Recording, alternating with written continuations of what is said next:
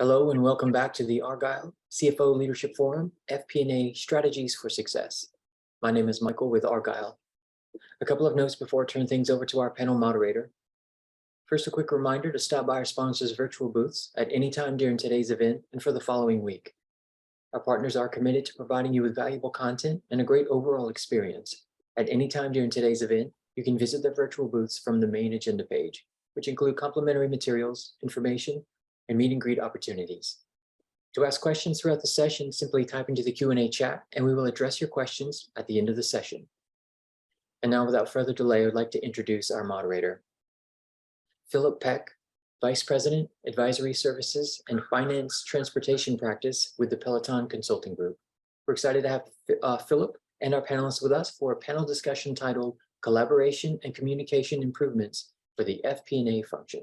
Philip, thank you so much for being here today and moderating for us. Welcome, and over to you.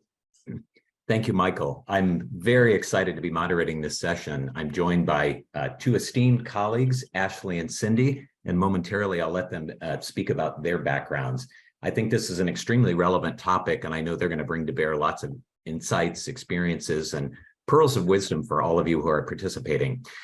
Before we start, though, I'd like a quick soundbite about myself and the organization I work for. So Peloton Consulting Group, we provide advisory, implementation, and application managed services to help organizations through their digital transformation journeys. We bring to bear best practices, knowledge, industry expertise, and know-how to help partner with organizations across enterprise performance management, enterprise resource planning, human capital management, supply chain management, big data and analytics, and data applications for the cloud. By way of my background, I've spent my entire life in the FP&A and finance domain area. Started on the corporate side, a number of different organizations in the Chicagoland area in various FP&A and finance roles. I've been a business controller, led FP&A functions, did some M&A work, but then took a turn in my career and have focused on consulting. So given my DNA, business process oriented, I work with clients to help them embrace, adopt, and adapt leading practices across planning, forecasting, resource allocation, reporting and analytics, strategy management, and then leveraging tools and technology to drive digital transformation. Enough about myself. Cindy, would you like to introduce yourself? Absolutely. So hello, I'm really excited about today's conversation. My name is Cindy Wilson, and I lead finance transformation and analytics at Lyft.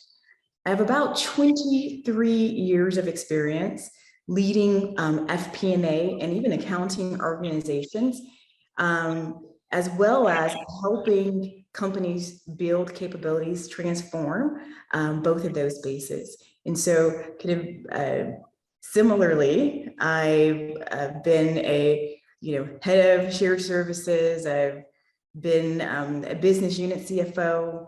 And so hopefully I'll bring lots of pearls of knowledge about my learnings along the way. Great, thank you. Ashley, how about yourself? Hi, I'm Ashley Taylor. I'm the VP of Finance for Mouser Electronics, which is an electronic component distributor based in Mansfield, Texas. We are based in Texas, but we're a global company. We have 27 offices across the globe. I have been an accountant my entire career. I've been a CPA for over 20 years, and that is my experience. I started, like a lot of CPAs do, in the public realm, audit and tax. I have experience on some private equity experience and M&A experience, and leading various teams, various sizes for different types of organizations. And I think this conversation, to echo you, Philip, collaboration and communication is key for any industry, but it's very important for finance if we would like to maintain at least what is left of our sanity on a lot of our projects. I think this is a great conversation. Well, thank you. You both have very diverse backgrounds, and I actually really appreciate maintaining our sanity. All of us have been through a lot over the last few years, and I think the theme of communication and collaboration is so essential to us in the finance and FP&A world, doing what we need to do to help organizations. So with that, I'm going to kick it off with the first question. And Cindy, I'm going to toss this one to you. Within your respective organizations, how are you prioritizing communication and collaboration? And to the extent you can, provide some real world examples. So Cindy, you first. Absolutely. So just to set some context, I think finance, FP&A in particular, right now and where we are with the economy is just such a critical function for every business, right? It's how we set our financial outlook, and we're here to help all of our business partners make good decisions about where we invest corporate dollars. And so how we communicate, how we partner to do that is paramount. And so I just like to start with, where are the areas that I focus on to have good foundations for communication and collaboration? And there are 3 areas. So the first is, good documentation about your processes. And so that's your planning process, budgeting, forecasting. These are major cycles for any FP&A organization. And it's interesting, many companies that I've worked in, you walk in and it's not really well documented. Maybe there's a calendar, but there's no communication expectations. There's no PM or person that owns the full process. Folks are trying to plug in, but having clear roles and responsibilities and having communication be part of that is really important. I think it's also important when doing that documentation that you're also clear on any ancillary processes. How will budget transfers happen? How will headcount transfers happen? What do you do? How does a capital request happen as you go through all of those cycles? So that's one. So if you haven't documented it, if you don't have clear roles and responsibility, clear deadlines from a calendar perspective, then it's going to be really difficult to collaborate because people will be lost in the process. The second is, remember we talked about that decision support, making good decisions. And so the second foundational item that I think is important is clear data and making sure people have a clear understanding of the data, and then we have defined metrics, right? So is there a data library? Do we have a metrics library? When people come in and they're new, are we clear with them about how we use those data sets? If we walk into a room, which everyone has seen happen before, and we're all looking at the same metric, but through a different lens, you're not going to be talking, you're not going to be communicating effectively, right? You're talking apples and oranges at that point. So having a good, well-defined data and metrics is important. And then thirdly, where does your plan of record go? Where's your single version of the truth? How are you collaborating on consolidating up your plan? That's all really, that's all hinged upon how you, what your planning tool is. And so having a planning tool of some sort is also important, and optimizing that for whether it's scenario planning, having our LRP driver-based plans in there is I think a really, really important collaboration tool. And for me, all 3 of those are at various stages of maturity in our organization and other organizations I've worked on. And so I'm focusing on just continuously improving those capabilities. Thank you. Thank you. Those are extremely powerful opinions, and living in the world of consulting, I know I deal with it with our clients every single day. That takeaway to me was the various levels of maturity. Organizations tend to evolve on a continuum, and certain aspects about that ecosystem, those 3 pillars you laid out, you'll be at different places at different points in time, and things will change, but you need to keep coming back to those pillars and kind of reinforcing all those elements that need to be in place. Ashley, how about yourself? Well, so I definitely agree with all of those, specifically on the project planning piece, to know where you're going. If you don't know, then you cannot clearly share that message with anyone else. So you have to understand clearly what it is and what the impacts are going to be across the team. So I think on our side, we look to be very like a partner. I know people use business partner, a good business partner with the operational teams, excuse me, so that you can understand what it is that they're trying to solve, what that project entails, and what that's going to do downstream to the financials. And we often can work backwards from that to find out what is happening now, work backwards so that we can put in place a good project plan with that. And I think on our side, and probably, well, maybe not for everyone, but we were not particularly remote before COVID, and then we were forced to do that. So we had a lot of adjustment to make from maybe from a culture standpoint, even though everyone uses that word like crazy as well, that we were a very in-person, come by your office, let's meet quickly to talk about things. And we really were forced when COVID occurred to do things that were not face-to-face and do things where you didn't have that kind of live and in-person connection. So we really had to get serious about the documentation and the project planning, and how are we going to communicate if we can't all just say, hey, can everyone come in here really quick so we can talk through this quickly. So we've done that from, and probably a lot of you have as well, Zoom meetings, team chats, email updates with things. And we work to, and now that we're back in we're more of a hybrid currently, but even in doing that, some things we found, okay, well, it's actually just as efficient to do it this way.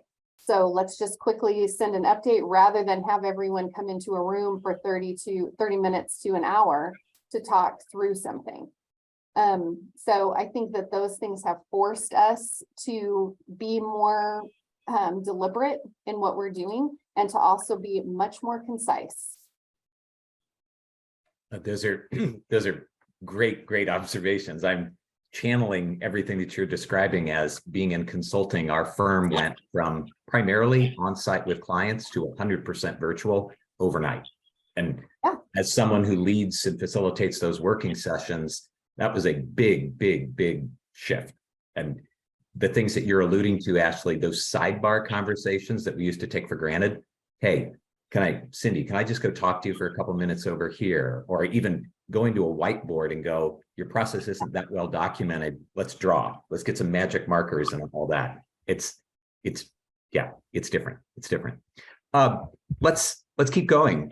Question 2, and Ashley, I'm going to come back to you on this one. How has improved communication and collaboration strengthened FP&A and the entire finance function overall? First and foremost, I would say that it makes people more willing to talk with us. So when you're open with people and you're sharing information and you're seeking their input for something, then it kind of removes this barrier, which, at least in my experience, has been that people don't really want to deal with the accounting team. They don't want to talk to the finance people. We sometimes have a negative connotation where the no people, you want to do something and we say, no, you can't, for whatever the reasons are.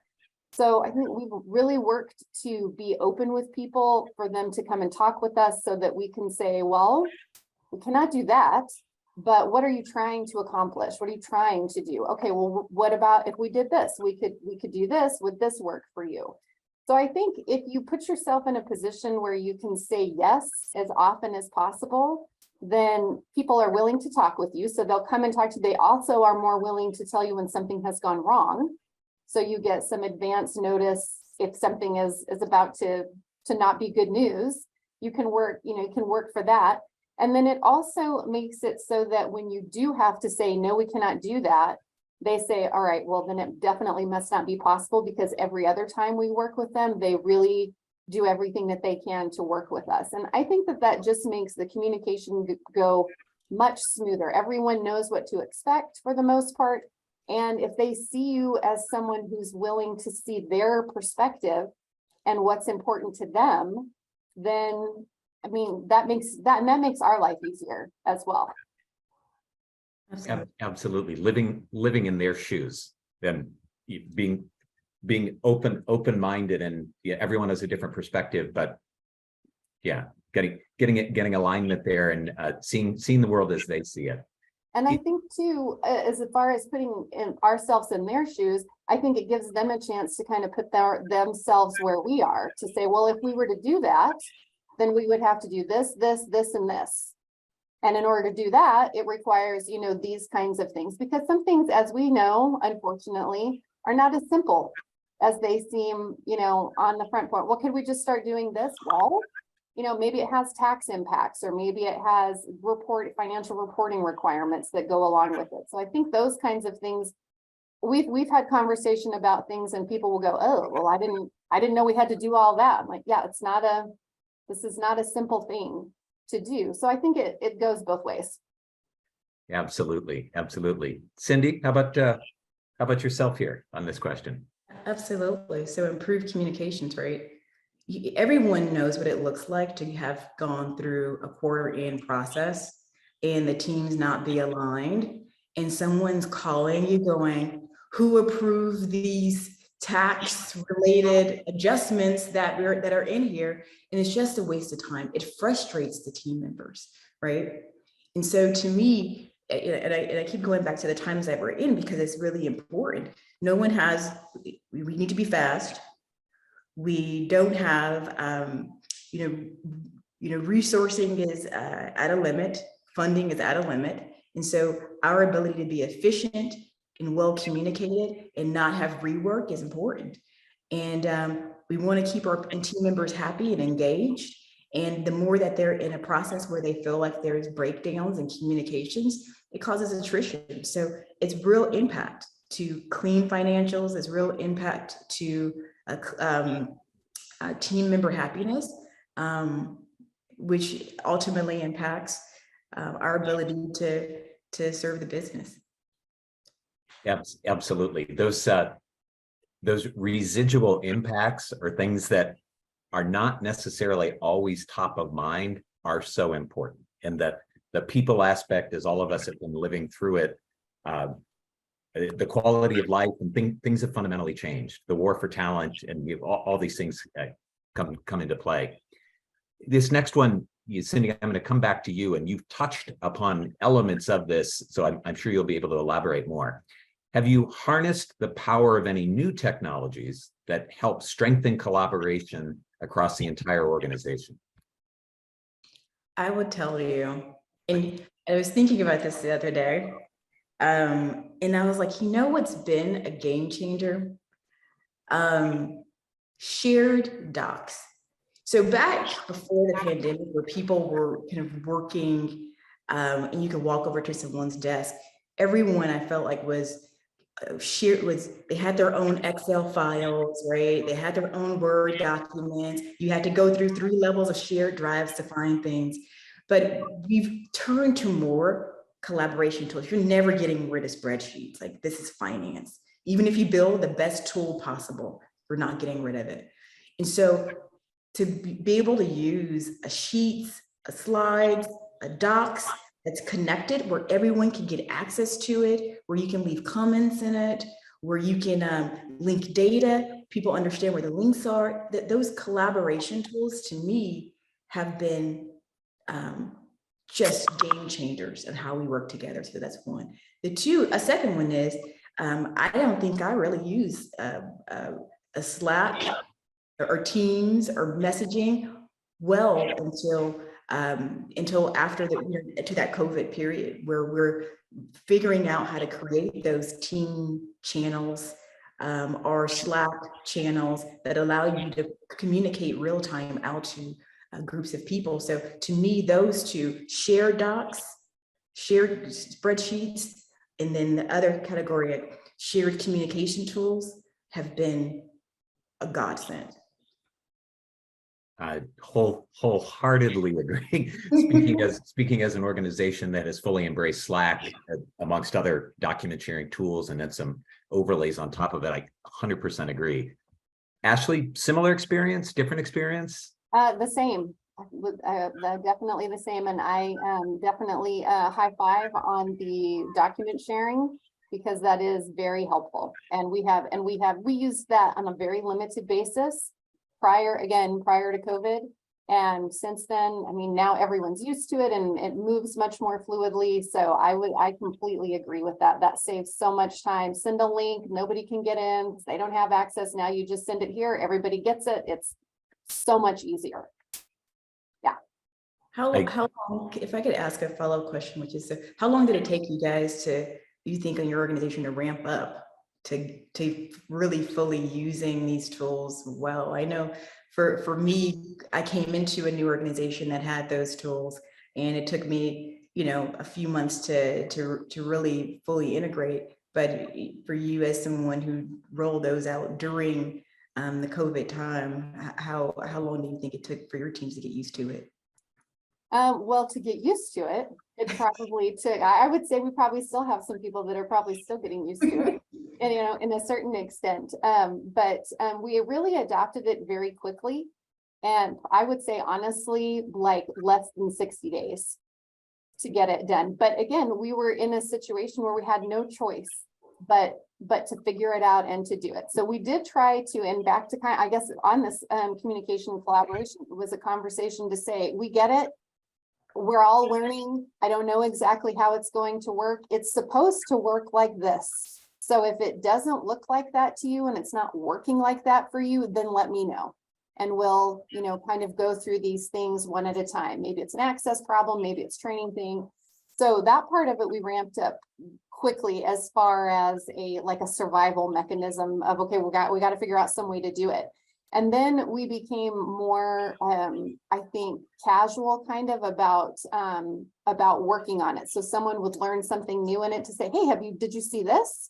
Did you know that you could do this in here? And I would say I'm constantly on the receiving end of something like that, specifically in Teams, which we've been using for a long time, but someone's always doing something new. Oh, a channel or something like that. I'm like, well, that is very cool. I did not know that existed there. So the ramp up and initial move was very fast, but we continue to learn and use it for new things.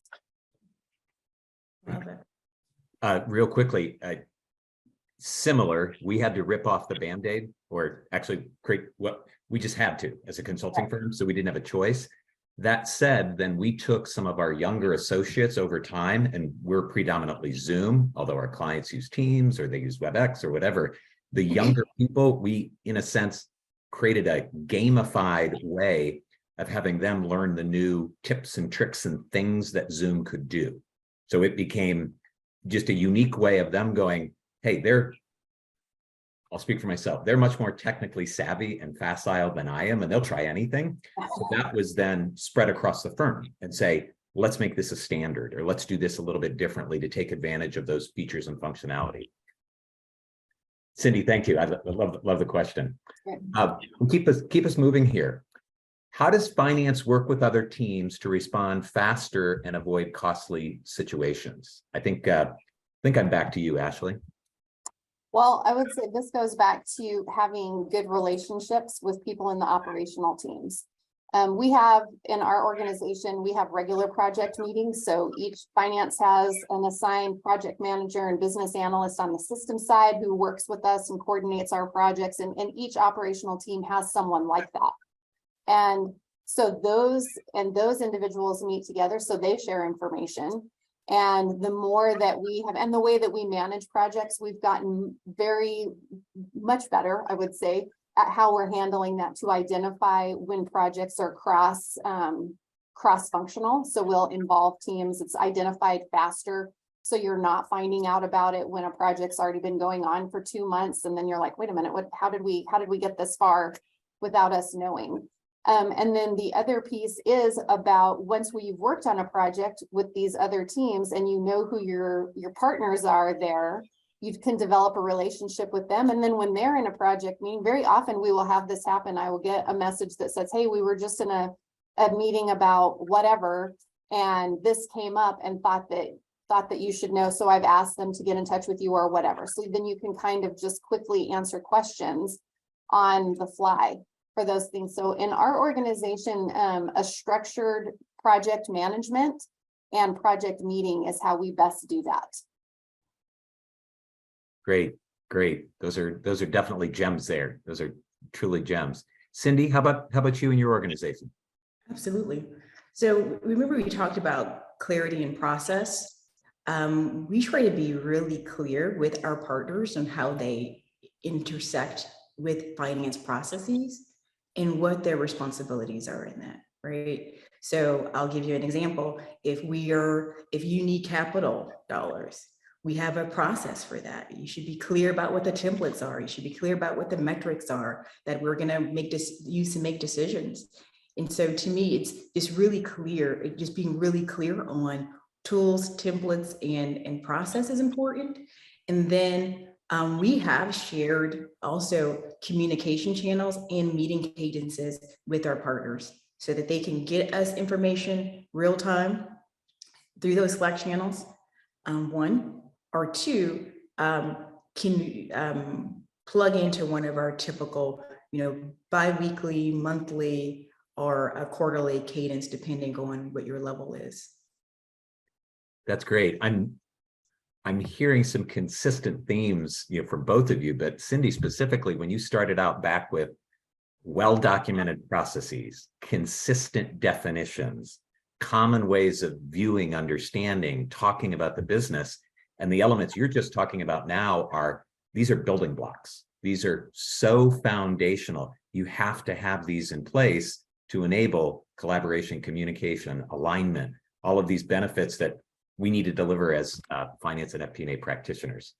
And I'll expand on that a little bit. I'll give you an example. If we haven't talked to if you don't have a cadence with the CEO and know what 5 reports he wants to see and when off the back of a close process he wants to see those, and what are the you have to have some of that well defined, and then from there communication comes off of the back of that. But it's just, we talked about before, just setting those clear expectations and the clear tools or templates that we want to use. Just it keeps you going into a meeting knowing what someone needs, and it helps you clearly communicate to your team how they plug into that process.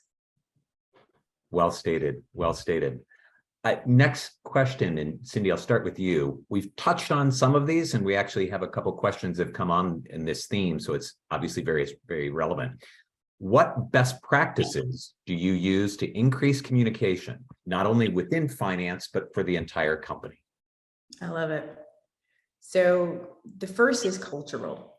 And so one of the cultural norms that we try to establish is write it down, right? So whether it is through a doc, or I used to tell my teams, like, for the last 15 years, if you have a decision or a recommendation, a problem that you're trying to solve, that you want to align on with you've aligned on with your business partners, if you have not written it down in a doc, an email, or a slide, it didn't happen. Right? It just didn't happen because we did not gain clarity. So first of all, just company culture, make sure that we're clearly documenting our decisions in addition to our processes. The second best practice is, and there's ways you guys could do that too, like be clear about, hey, here's your meeting minute format. You could have PowerPoint templates and some examples of how you write down a problem statement and how you work with your partners to put some bullet points together on what we're going to do to address that problem statement. So there's some tools you can give people to help them understand what good looks like. The second is, be clear about your communication channels, period. Like, people can get overwhelmed. We got email, you got team sites, which I think are important, right? Team sites where you can go get shared information that's more static. You have shared drives, and we should be really clear about what those channels are. So that's 2. The third best practice is set team norms. Make sense?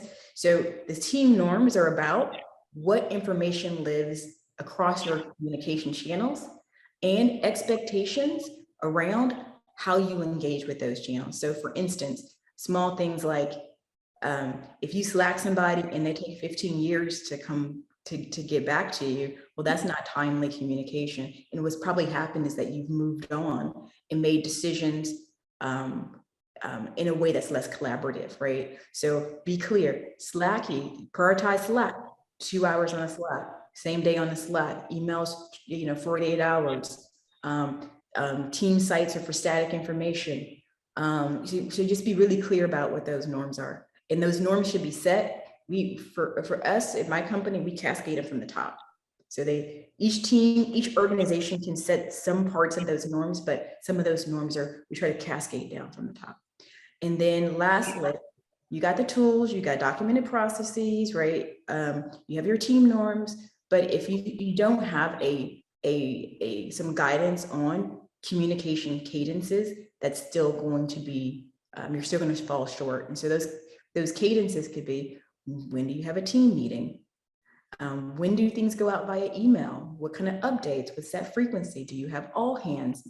How frequently should you be refreshing your sites so that it has good information on it? Even if it's more static information, sometimes you have people who leave. Like an org chart can be on a site. You have people who leave. Someone should know that quarterly they need to go in and just make sure they have eyes on it.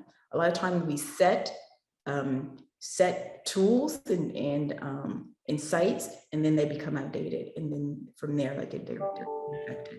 So for me, those are the 4 best practices that I've seen, and that I would suggest.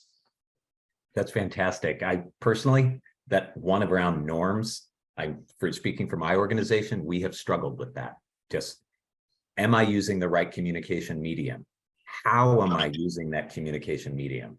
Tone can speak volumes depending on what you're doing. Slack versus an email versus I still get those text messages, whatever those things are. You have to have the consistency of the norms across the organization and the reinforcement from executive leadership. Ashley, how about yourself on this one? Well, I had primarily said, don't be a jerk. As I think, again, it's, be approachable. If you want people to communicate with you, then be open to hearing from them. Be open to their ideas, be open to their questions, be willing to share information and take a little extra time maybe to educate someone on how something is working. We also try here to not use so much accounting-ese when we talk with people. And this is a hard one for me. I fall into this quite often where you're explaining something. I'm like, why am I talking about accruals in here? Nobody cares about that. Like we know what that is and we care about that, but nobody needs to care about that. And we have conversations where people will say, I don't know, I don't really understand. I said, you don't have to worry about it. You don't have to understand it. That's what my job is. So I just need to get these pieces of information from you so that I make sure that these items over here are happening like they need to. So I kind of try to be open enough with people that we say, hey, it's okay if you don't have all the stuff, and this might be somewhere where we say, no, we can't do it. So kind of back to the earlier, we try to say yeses as often as we can. I think that, and we trying to respond timely. I love that. I really resonated with if someone takes 15 years to get back to you, because we all have, as soon as you said that, all of us were like, we had at least 2 people who popped into our brain that you're like, I got to follow up with so-and-so. So I believe it's really important to be respectful of people's time when they send something to you, to respond back to them. And we miss things. I just missed something earlier this week where someone followed up with me and I said, I completely missed that. Let me work on that now. So I think being timely about that. And I love your point about the norms. And we try to have on our side everything documented with detailed task lists, so that you don't have to rely quite so much on, walking by or a quick Teams chat or something else. If you want to know who's supposed to work on something and when it's supposed to be done, you go in and take a look at the calendar, at the checklist, and you're like, oh, okay, that's what I need to do. So it makes it very quick to do that. And these things that are repetitive, right? Like in our lives, month-end close happens every month. So that's going to keep happening. It's the same tasks. It's usually the same people. So we automate as much of that management as we can. So it makes it very easy or easier to know who to ask and what the timing is on things. Oh, that's great. Another takeaway for myself, don't be a jerk. Well, I think sometimes oddly, it seems like, it should be easy, but I think we all work with people and sometimes I'm a jerk. So, and I think on that, I would also say, and what we do on our teams is that if you find that you have been a jerk, then you should apologize and you should make right. So that only strengthens your communication that says, hey, yeah, I'm screwed up and this is how I handled it and I shouldn't have. So let's do this. And I have yet to have an engagement with someone where someone was like, well, forget it, I'm never speaking to you again. Right? You just own up, and everybody makes mistakes, and we all get busy and do that. So try to not be a jerk. And if you are one, then say you're sorry and do better next time. I love it. I love it. All right. We have a couple more questions, and then we've got some great Q&A from the audience participants. And Cindy, go to you on this one first. How have you harnessed digital transformation to increase cross-functional planning? Absolutely. It all starts with EPM when we talk about FP&A, right? And so the more that you can move thinking and assumptions from a spreadsheet into a tool that everyone has access to, so that we're memorializing plans, is important. And so when I think of key pieces of functionality that I want in my EPM, I want to have I want my LRP in there. I want my LRP to, I want to be able to do scenario planning. I want to have driver-based plans. You know, when we first start capturing a plan for an enterprise planning tool, it's a system of record for all your plans, your budget, your forecasts, your LRP. When you first start, what it looks like is a flat file. Everyone knows what this looks like. It's a flat file, you input into it, but all the assumptions and thinkings around it, it's sitting in the spreadsheet. You have the plan memorialized, but you don't know, like, well, how did we achieve that revenue, right? And so as you evolve, what you really want is you want to have more and more of your plan be based in the drivers, the head count, your headcount planning module. You want the actual, people and roles to be the base of that plan and have it feed, be consolidated into your comp and bin versus just loading a comp and bin in, right? And so I think for me, when I think digital transformation, the game changer for how you get work done and collaborate on building a plan starts with your enterprise performance management tool. That's great. For those of us who follow the industry very closely, whether it's Gartner calling the world FP&A, extended planning and analysis, some people call it integrated business planning, some vendors call it connected planning, but we're speaking about the communication and collaboration, and now the enabling tools and technology that knits it all together. And to your point, the ability to go back through and go, oh, your mental model is now codified in a technology solution, so we can pressure test the assumptions as opposed to looking at the output and going, how did you ever come up with that number? Yes. Ashley, your thoughts? I don't have anything new to add to that. I agree with what you both said, and we do the same. So great. I love it. Love it. All right. Last question before we open it up for Q&A. And Ashley, I'll start with you here. What recommendations can you make for organizations who are struggling with communication, struggling with collaboration, or struggling executing successful technology rollouts? In my opinion, this is about identifying where your issue actually is. So is it a person who is your problem? Is it yourself? That's a problem. Is it a particular team that you're dealing with and that's a problem, or is it the technology? And as far as the rollouts, I think the key thing in rollouts, at least that I've seen be successful and that we see here, is a very structured and detailed user acceptance training, testing part of the rollout. And hopefully you only have that if you've had good communication up front and identified the appropriate teams, which kind of comes back to the original thing. And if you have, I think that this is easiest, well, it's not easiest, but it's easiest to identify if it's a person. So we all have had someone, hopefully we're not that person in our organization, but there is a person in someone's organization that is a problem for whatever reason. They're either not timely in communication, they don't follow up, they don't come to meetings, they're difficult to work with. I mean, it could be any of these things. And in the way that I handle those relationships is I just go directly to the person.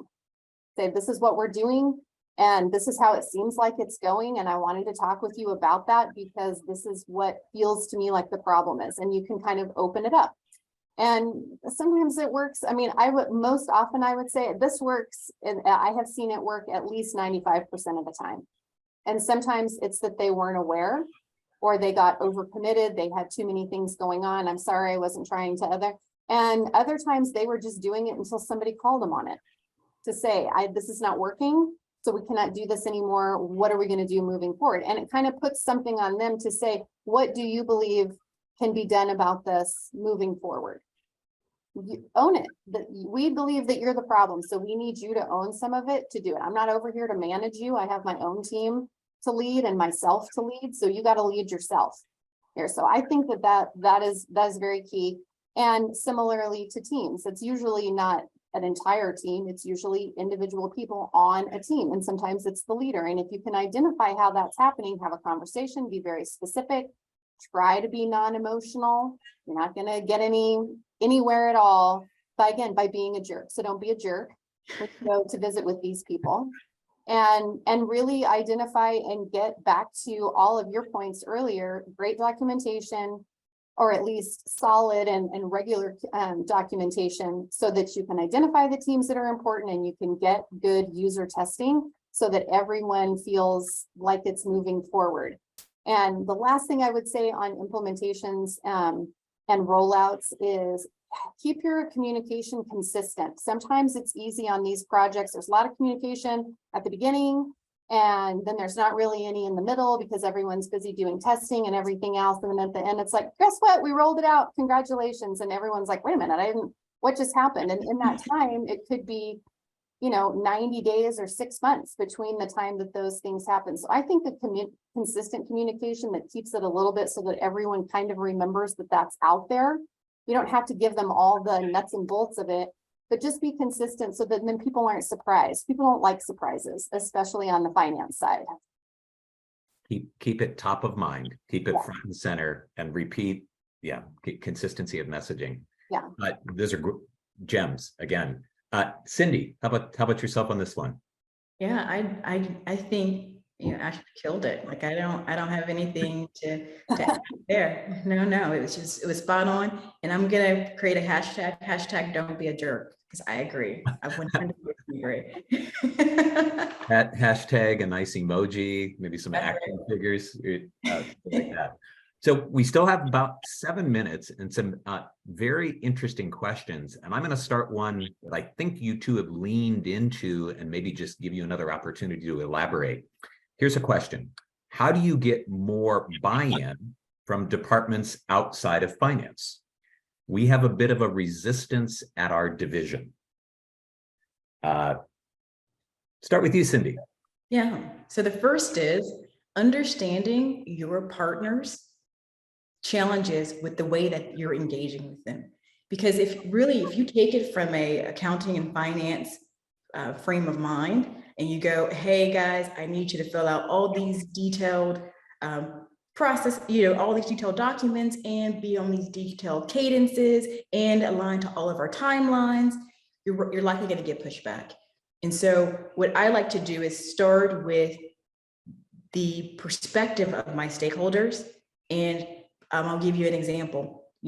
For us, one of the challenges is, hey, I don't have enough visibility into like what finance is doing when they're not working on something I've given them, because there's finance cadences that you have to do, right? You get month end close, you got to close, you got to refresh finance forecasts, and it's a process to do that. And they're like, we don't get it.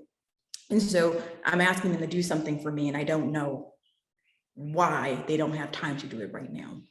So and I can see Ashley responding to that. So I'm like them being clear about the cadences and what it takes to get that done is important, because they understand when to funnel requests in, and they understand why you're saying you can get something done in a certain amount of time versus when you actually, you may be covered up doing actual finance process work.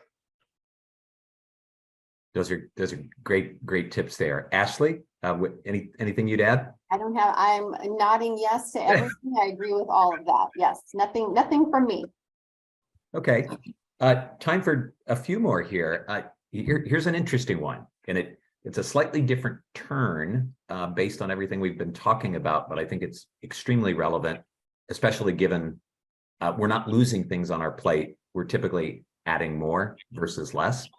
Here's the question. Given the rapidly changing and evolving needs, how do you manage the planning process? And I'm assuming here just all the core elements, the cadence and everything we need to do, while also taking care of other responsibilities. Ashley, I'll let you start on that one.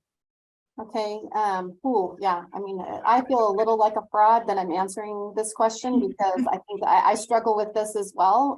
Sometimes I was just going through my kind of 2023 planning list and thinking, okay, I'm not sure how that's all going to happen, but so I think this is get to know yourself. What are you working on? What do you have?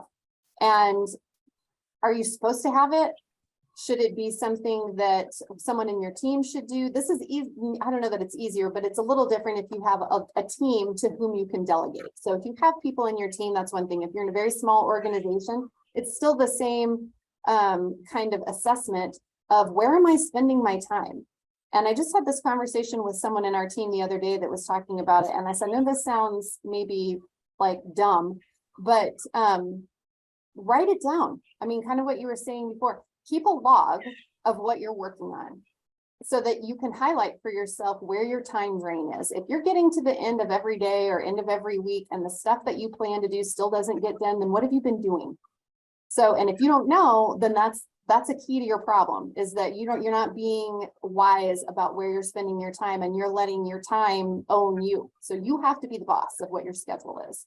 And the other is back again to Cindy's point, is to these items that are the regular things, automate them as much as possible, as many things of that as you can, so that it makes it more rote. You don't have to think about it every time. It's like quickly. How many of those things can be automated? How many of them can be removed? We just went through a process on this for our financial close process of structure. We did the whole Kaizen Six Sigma thing on all of this. And we had to do this exact exercise to go through and say, where are we spending? Why is it taking us these extra days? Where are we spending that? So it works. It's very basic, but it does work. So I would say get very serious about that. And if you are in the position where you can be delegating to something, I mean, after you've decided, yes, that work does still need to be done, because let's be honest, we all do still hang on to things and try to automate processes that just need to go away. So figure out what it is that needs to get done, how much of it are you doing, and how much of it can be done by someone else. Wow, that's powerful. That's powerful. Cindy, from your perspective, what else would you add? I would also say that, and I think what Ashley says, I'm fully aligned with all of that. I would also say, like, if needs are evolving, you always reassess. You could always reassess what you're committing to within your core FP&A processes, right? Do we need to make annual planning a lighter lift? How could we do that? If we're forecasting, and this is like real talk, if you're forecasting every week, maybe we can figure out, well, what's driving the need to forecast every week? Are these cadences, do they make sense for where your business is in its evolution? Can we move to a monthly forecast, or more commonly a quarterly forecast, or use, like Ashley said, technology where it's more driver based, so that continuous planning is not burdensome. And so I would say you take a look at your core processes and determine whether or not they need to evolve based on where your business needs are as well. Those are again more pearls of wisdom for everyone. We are at the end here. I'll speak for myself. I could continue talking for another hour, another 2 hours. I have learned so much in this session. I hope all the audience participants have. This has been fantastic. So thank you both. Michael, I'll hand it back to you here. Thank you so much, Philip, Ashley, and Cindy, for such an insightful panel discussion. This was truly wonderful. Thank you. I also want to thank everyone else for joining us today. This session, along with all of today's content, will be available on demand following the event. Everyone, thank you so much for joining us.